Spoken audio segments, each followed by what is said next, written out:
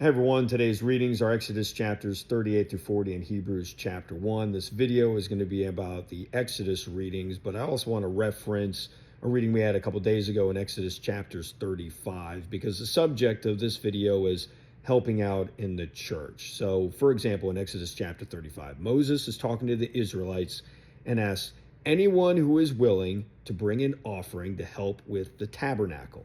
Then in chapter 40, we see Moses doing all sorts of tasks to set up the tabernacle. I envision him with these instructions, putting together some furniture that he got out of a box from IKEA or something like that. Like, check out verse 18. When Moses set up the tabernacle, he put the bases in place, erected the frames, inserted the crossbars, and set up the posts. Then in verse 21, he brought the ark into the tabernacle and hung the shielding curtain and shielded the ark of the testimony as the Lord commanded.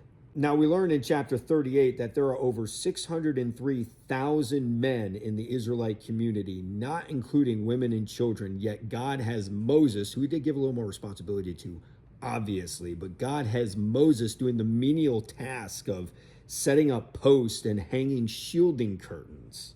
I think the lesson here is that there is no person too big to do the smallest of things in God's kingdom, even for a person like Moses, who I'm assuming, just based on how he is obeying the Lord here, that he is doing all of these things gladly. So with that being said, I pray that if you ever get the opportunity to help serve in your church or just get the opportunity to help serve others, that you will find the time to do so. However, like we talked about yesterday, don't compare yourself to others and think, well, this person is doing more than me. I've fallen into that trap, and that is a great way to psych yourself out. Instead, remember from 2 Corinthians, God loves a cheerful giver, and it's better to give a little than to give nothing at all. That's all for today's reading. Tomorrow's is Leviticus chapters 1 through 3, Psalm 27, and Hebrews chapter 2. See you later.